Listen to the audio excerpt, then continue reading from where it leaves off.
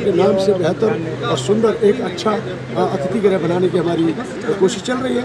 और 1.25 एकड़ ज़मीन का भारतीय बौद्ध मालिक हो चुके हैं। जो हर भारतीय बौद्ध को ये महसूस होता था कि हम बौद्ध गया जाते हैं लेकिन हमारी कोई अपनी टेम्पल नहीं है, हमारा कोई अपना बुद्ध विहार नहीं है जिसमें जाकर रह सकें। तो अब हर भारतीय बौद्ध गर्व के साथ, फख्र के साथ कह सकता है कि हमारी ज़मीन अब गया में हो चुकी है। उसको बनाने की जिम्मेदारी भारतीय बौद्धों की है। इसलिए जिन दानदाताओं ने सहयोग किया है या फिर जिनका योगदान किसी भी क्षेत्र में रहा है, तो उन सभी का सम्मान समारोह के रूप में एक कार्यक्रम रखा जा रहा है। 22 मार्च 2026 दिन रविवार सुबह 10 बजे से हिंदी भवन, लोहिया नगर, गाजियाबाद। गत वर्ष में जो पार्टियों ने किया वो ठीक है, लेकिन अब समय अनुकूल चीज़ें बदलती हैं ना भाई। परिवर्तन उनके बनाने से परिवर्तन आए। अब हम जो करेंगे वो नई जनरेशन के लिए इसमें सिर्फ भीम आर्मी है जो आरएसएस को टक्कर दे सकती है। हमारे चंद्रशेखर आज़ाद जी हैं जो टक्कर दे सकते हैं।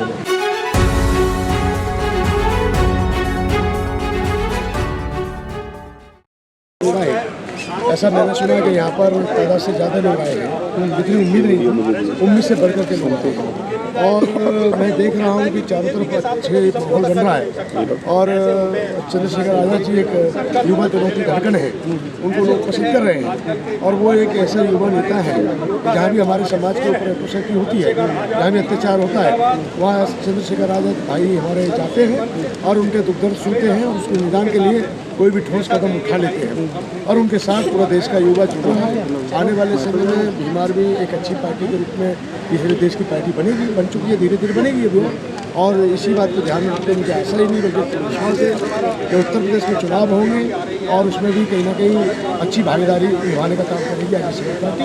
अब मैं तो एक बहुत इच्छुक हूँ। मेरे लिए तो ये मायने सबसे पहले रखता है कि जो हमारे समाज की आवाज़ उठाए, जो हमारे संविधान की रक्षा करे, हमारी बहन बेटी को सम्मान करे, हमारे समाज को संविधान के साथ जिंदा रखने के लिए अपने आप को दांव पर लगा दे, ऐसा कोई लीडर भी देखने को मिल रहा है। तो चंद्रशेखर उनके प्रति लोगों में एक अच्छा भावना जाग रही है। तो मैं यही चाहूँगा कि आर्मी और चंद्रशेखर आज़ाद जी की जो अपनी पार्टी है, आज़ाद समाज पार्टी, ये दोनों मिलकर के समाज के लिए एक अच्छा दिशा दे रही है। और आने वाले समय में ठोस मैसेज आएगा और पार्टी उभरेगी। और कहीं ना कहीं ऐसे लोगों को चुन करके भेजना, जिता कर भेजना हम सबकी जिम्मेदारी है। जहाँ संविधान सुरक्षित रहे, वहाँ सम्मान सुरक्षित रहे। देश बुरे हाल से गुजर रहा है, पूरे देश में ऐसे टाइम पर बदलाव की आवश्यकता है।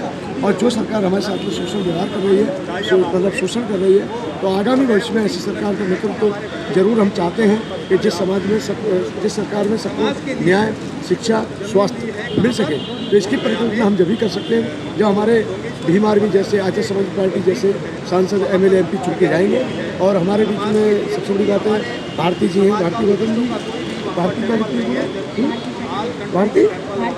भारती जाटव जी हैं, हमारी बड़ी बहन है। और इन्होंने मुझे इन्वाइट किया था कार्यक्रम के लिए।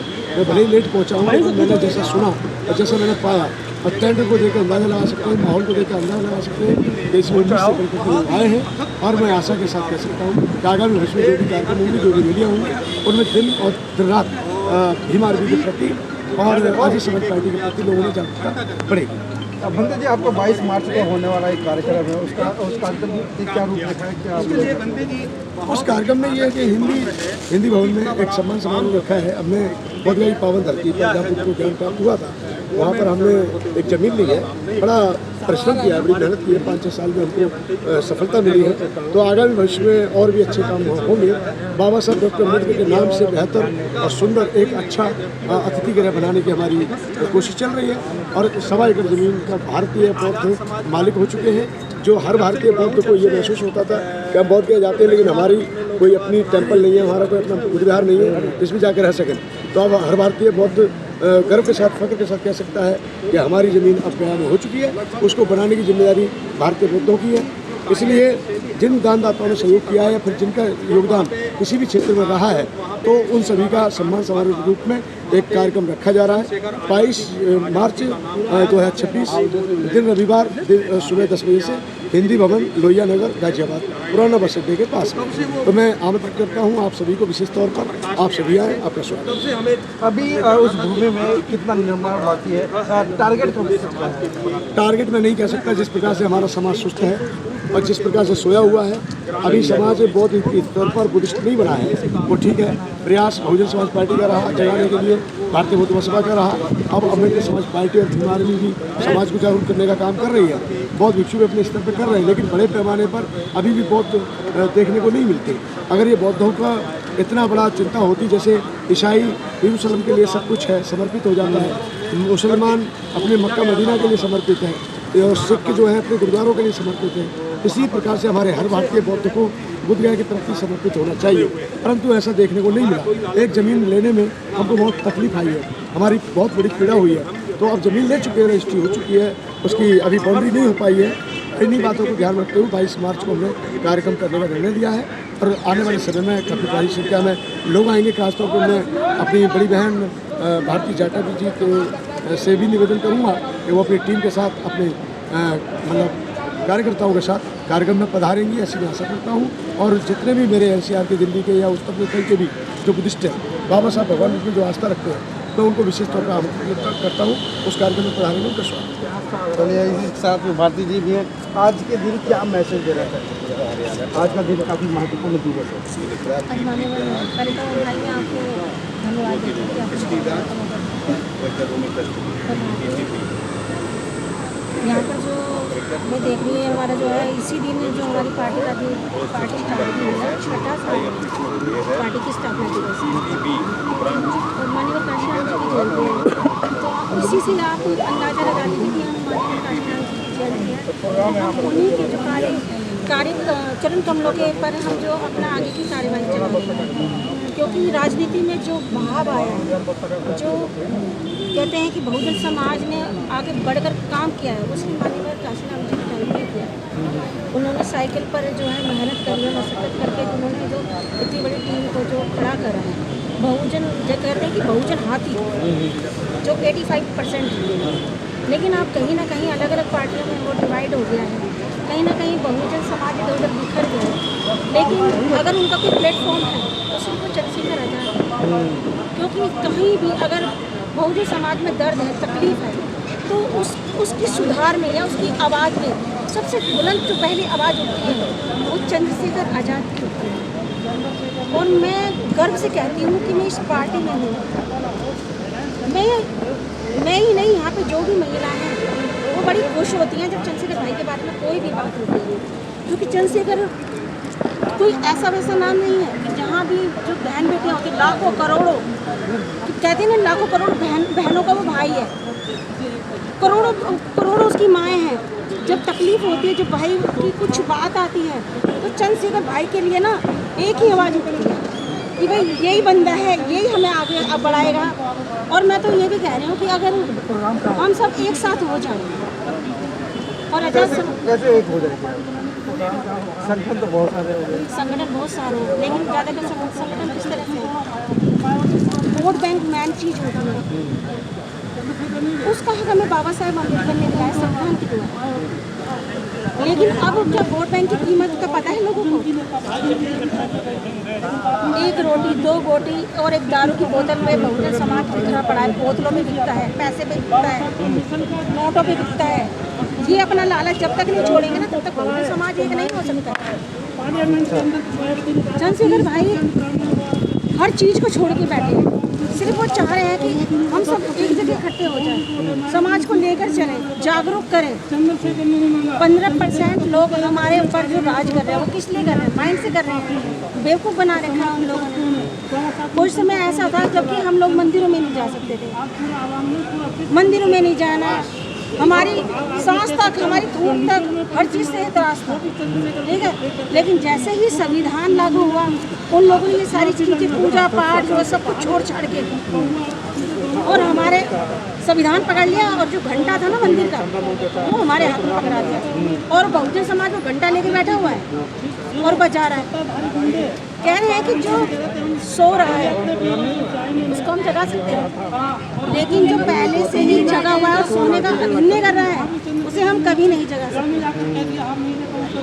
चलिए, इसी के साथ में हमारे साथ में एक और हैं, काफ़ी कर्मठ समाज पार्टी के लिए मतलब लगी रहती है, दिन रात काम करती हैं, बहुत सारे प्रोटेस्ट में आप नजर आते हैं। आज के दिन क्या मैसेज देंगे? मैसेज भाई मैं आपके चैनल से यही देना चाहूँगी कि बहुजन समाज पार्टी की आज आज़ाद समाज पार्टी है, बहुजन समाज की है। बहुजन समाज के साथ जैसा भी हो रहा है बहुजन के साथ अगर वो अपने आप को दबे कुचले वंचित कहते हैं तो यही समय है, यही पार्टी है, यही संगठन है। संगठन हो जाए और अपनी सरकार दिल्ली में, देश में जहाँ भी संभव हो सके संघर्ष करना चाहिए। समाज को संगठित हो जाना चाहिए और अपने हक अधिकार और संविधान की रक्षा के लिए आज इतने साल हो गए हैं संविधान को बने हुए, महात्मा गांधी राम 1984 में पार्टी भी बना दी और अभी हक अधिकारी नहीं मिले, आप लोग सत्ता नहीं मिली अभी। जो मिले वो जो गत वर्ष में जो पार्टियों ने किया वो ठीक है, लेकिन अब समय अनुकूल चीज़ें बदलती हैं ना। भाई परिवर्तन उनके बनाने से परिवर्तन आए। अब जो करेंगे वो नई जनरेशन के लिए 100 साल पूरे हो गए आरएसएस को, उसको तोड़ नहीं पाए कि कहाँ से परिवर्तन हुआ। भीम आर्मी क्यों आज पूरे देश में सिर्फ भीम आर्मी है जो आरएसएस को टक्कर दे सकती है। हमारे चंद्रशेखर आज़ाद जी हैं जो टक्कर दे सकते हैं। आज देख लीजिए आप संसद में भी कौन बोलता है बहुजनों के लिए। तो इसीलिए मैं कह रही हूँ कि आज़ाद समाज पार्टी और दिल्ली में अब देखिए भाजपा है, कांग्रेस है, बीएसपी भी आप देखते हैं कार्यकर्ता। मैं तो कह रही हूँ कि सब लोग कहते हैं कि चंद्रशेखर जी बहन जी दिल्ली में ही आप आ जाओ साथ, कहीं तो कुछ तो हो। समाज जो आज चिंता दिखाता है और जो बोलता है कि सब साथ नहीं आ रहे, पार्टियां साथ नहीं आ रही, नेता साथ नहीं आ रहे, आप आओ साथ में और अपनी सरकार जी साथ में आ जाए। आज बहन जी हम तो कहेंगे बहन जी दिल्ली में बहन जी कार्यकर्ताओं का भी तो पहले घमंड टूटे वो तो कि हाँ हम बस अपने मतलब कि चंद्रशेखर को उधर जाना चाहिए या बहन जी को इधर आना चाहिए।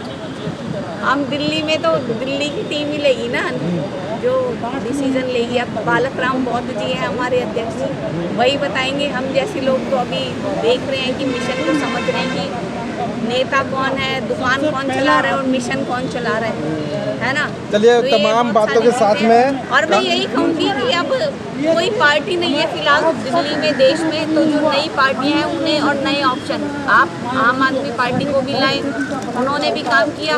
अब आज़ाद समाज पार्टी को भी मौका दीजिए, युवाओं को और बहुजनों और दलितों को भी मौका दीजिए। जैसे वो आपकी सेवा करते आए हैं, उनके बाप दादा सेवा करते आए हैं, ऐसे संवैधानिक पदों पे बैठ के भी वो आपकी सेवा ही करेंगे। तो इसीलिए यही मेरी गुजारिश निवेदन है कि समाज जुड़े और देश में परिवर्तन लाया जाए। समाज जुड़े और नई पहल और नई कहीं ना कहीं मतलब कि वो चेतना पैदा हो, ऐसी मतलब कि इस बहन का मानना था कि क्योंकि कुछ ना कुछ ये नया होना चाहिए और नया होने के लिए बहन जी को खुद मतलब मिलना चाहिए चंद्रशेखर को, या चंद्रशेखर को जाकर के बहन जी से मिलना चाहिए। बहुत बड़ा सवाल है ये और इस सवाल को कम से कम ये जो समाज है ये गुमराह होता हुआ नज़र आ रहा है, क्योंकि अगर उसी नीले झंडे के नीचे चंद्रशेखर है, उसी नीले झंडे के नीचे बहन जी है, तो दोनों का जो झंडा है नीला है और समाज इधर जाए या उधर जाए, तो बहुत बड़ा सवाल है ये। धन्यवाद।